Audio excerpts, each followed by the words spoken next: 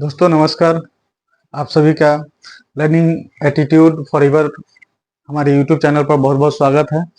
और पिछले क्लास में हमने जो लिया था उसमें पावर और इंडिसेस का बोर्ड मैथ्स में हमने चर्चा किया था। उसी का एक पार्ट हम जो है टॉपिक लेकर के हाजिर हैं, इंडिसेस। और हम लोग ये सीखते हैं आज कि इंडिसेस क्या होता है और कैसे इंडिसेस का यूज करते हैं। तो दोस्तों सबसे पहले, अभी तक आपने हमारा चैनल को सब्सक्राइब नहीं किया तो सब्सक्राइब कर लीजिए और बेल आइकन दबा दीजिए ताकि आपको जो नया वीडियोज अपलोड होंगे उसका आपको सूचना मिलते रहे, इंफॉर्मेशन मिलते रहे। तो चलते हैं, हम लोग पढ़ते हैं इंडिसेस। देखते हैं दोस्तों, पहला नियम देखते हैं इसका, A to the power m into A to the power n। जब मल्टीप्लीकेशन होगा तो पावर क्या हो जाएगा, ऐड हो जाएगा, m प्लस n। अब एग्जांपल देखते हैं, x to the power 2 into x to the power 3 equal to x to the power 2 plus 3 equal to x to the power 5। Second example देखते हैं, 2 to the power 7 into 3 to the power 2 to the power 5 equal to कितना हो जाएगा, 2 to the power 7 plus 5 equal to 2 to the power 7 plus 5 equal to 12। Third example देखते हैं, 5 to the power 3/2 into 5 to the power 1/2 क्या होगा, 5 to the power 3/2 plus 1/2 equal to 5 to the power 2 LCM हो गया 3 plus 1, 5 to the power 4/2, 2 से 2 times equal to 5 to the power 2। ये हो गया आपका। जब मल्टीप्लिकेशन रहेगा तो पावर जो है उसका इंडिसेस जो है वह पावर ऐड हो जाएगा। सेकेंड है, जब डिवीजन रहेगा तब a to the power m divided by a to the power n और equal to a to the power m divided by a to the power n। यहाँ पर हो जाएगा power minus m minus n। Example, x to the power 7 divided by x to the power 2 equal to x to the power 7 minus 2 equal to x to the power 5। Second example देखते हैं,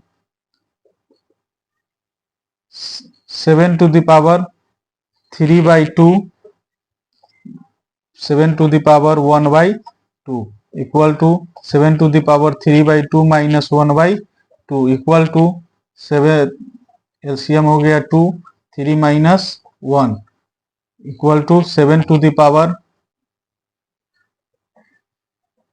2/2 cancel हो जाएगा equal to 7। Third example देखते हैं, 5 to the power 7 divided by 5 to the power 4 equal to 5 to the power 7 minus 4 equal to 5 to the power 3। यानी जब division होगा तो पावर क्या हो जाएगा, माइनस हो जाएगा। ठीक है, चाहे वो पावर फ्रैक्शंस में हो या होल नंबर में हो, लेकिन वह क्या होगा, डिवीजन होने पर माइनस हो जाएगा। थर्ड देखते हैं, पावर टू द पावर, और पावर के ऊपर पावर है तब a to the power m whole to the power n equal to a to the power m into n। Example देखते हैं इसका, 4 to the power 2 whole to the power 1/2 equal to 4 in power 2 into 1/2, 2 cancel equal to 4। Second example देखते हैं इसका, 3 to the power 2 to the power 3 equal to 3 to the power 2 into 3 equal to 3 to the power 6। ठीक है, आगे देखते हैं। इसी तरह 4 नंबर में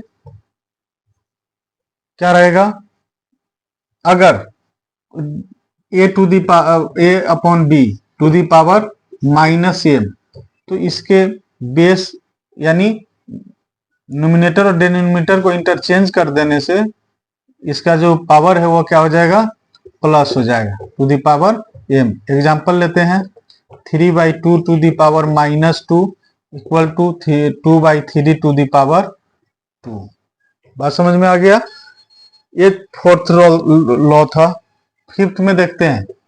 फिफ्थ में क्या है, a टू द पावर 0 यानी 1, किसी पर भी पावर 0 होगा वहां पर 1 ही होगा। चाहे एग्जांपल के रूप में लेते हैं 2 to the power 0 1, 100 to the power 0 equal to 1, x to the power 0 equal to 1 होगा।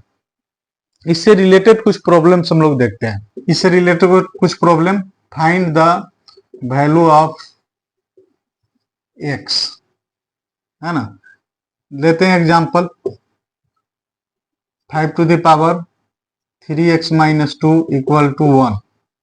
अब इसको क्या करेंगे, इधर बेस 5 है, इधर 1 है।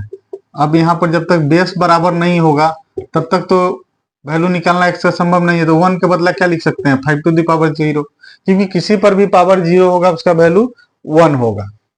आगे देखते हैं, 5 बेस हट जाएगा, 3x माइनस 2 इक्वल टू 0, तो 3x equal to 2, x equal to 2/3। फिर सेकेंड एग्जांपल देखते हैं इसका।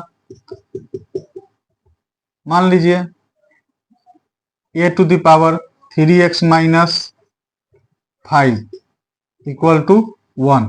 अब इधर ये है, इधर 1 है। अब फिर कंफ्यूज हो जाएंगे, क्या करेंगे, a to the power 3x minus 5 इधर ले लेंगे a टू द पावर 0, दोनों तरफ बेस सेम हो गया।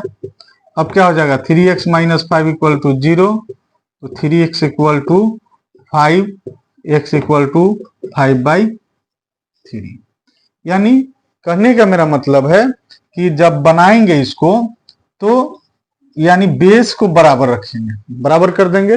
जब बेस बराबर सेम आ जाएगा तो ऑटोमेटिक ये और ये खत्म हो जाएगा, तो इसका value power equal to next base same रहेगा तो उसका पावर इक्वल हो जाएगा। दोस्तों अब क्या है कि हम लोग इंडिसेस को समझ गए होंगे, और इसके अलावा भी देखिएगा इंडिसेस से रिलेटेड प्रॉब्लम जहां कहीं भी मिलेगा बनाइएगा। ये जो है अपने आप को ना, क्या है कि कभी कभी देखते हैं कि कोई बच्चा 5 का कभी कभी 9th का मैथ सॉल्व कर लेता है, कभी कभी 3 का बच्चा 5 का मैथ सॉल्व कर लेता है। ऐसा क्यों होता है, क्योंकि जब ब्रेन का जो अपना जो बाउंडेशन है अगर उसको ब्रेक करेगा तो जो भी नया चीज सीखने को मिलेगा, हमको सीखना है, समझ में आ रहा है तो सीख जाएंगे, समझ में नहीं आ रहा है तो नहीं सीखेंगे। तो जो चीज आपको समझ में, जो कंटेंट समझ में आ रहा है उसको सीखने का प्रयास करिए, क्योंकि सबके साथ एग्जाम्पल्स है और एग्जाम्पल्स के थ्रू सीखना आसान है, तो इसको सीख लेंगे।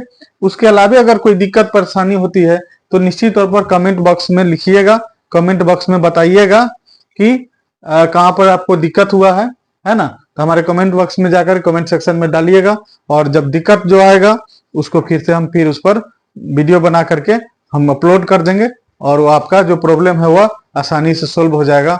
और सीखने का क्रम जारी रखिए, फिर हम नेक्स्ट वीडियो के साथ फिर हम आगे उपस्थित होंगे। इन्हीं बातों के साथ आज का क्लास यहीं पर समाप्त करते हैं।